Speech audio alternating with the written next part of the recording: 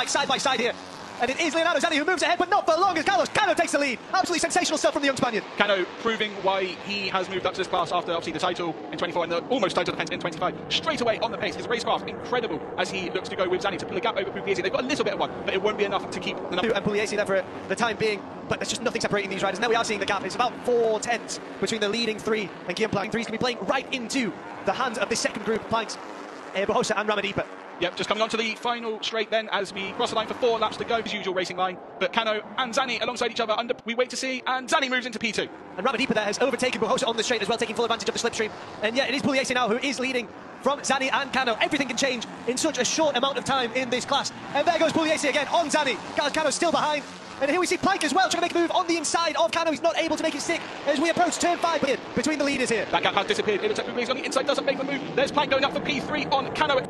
Pride is going to be hit there because he's been doing so well over the course of this race. He's taken pole position, and now that is Ramadipa who moves through on Cano and into P4.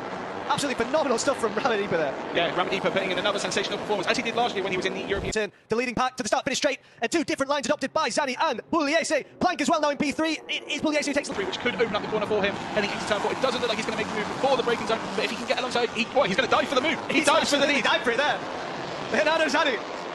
A dive bomb, absolutely incredible stuff to take the lead, to seize it, rather. And Planck's looking to do the same, and he moves into P2 ahead of Pugliese. Some great racing here with just 3 laps to go. Now is the time to get the elbows out. It's a lead group of 5. Ramadipa and Cano are still in contention, but it looks like Zanni has pulled out a bit of a gap over Planck, his teammate. Can he hold that on the run into turn 10? Yeah, absolutely incredible stuff as we run down to turn 10. It's going to be so interesting to see what happens here in the opening race in Moto3 Junior World Championship. It's been taken swiftly away by Pugliese, and Ramadipa now moves into a podium position. A great move from Ramadipa as he takes P3, but can he hold that? He's got Pugliese just ahead. It's an important run through the final 2 corners. It looks like he will definitely be close enough to get the slipstream on the run to the straight. As Zanni also has a bit of a gap. He just might be able to defend if he gets a good exit out of turn 14. Yeah, he might be able to defend it, but it's easier still very much in this. It's Carlos Cano. He has been relegated to P5 for the time being. He's still got a fairly significant gap behind him. As Ramadipa moves into P2, Pugliese is still leading in P1, and there goes Carlos Cano into P4 ahead of Planck.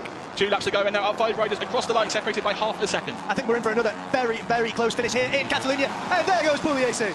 Another wide line for the number 31. Does it leave him vulnerable into turn 4? No, he's able to hold position. Zanni now running in P3 ahead of Carlos Cano.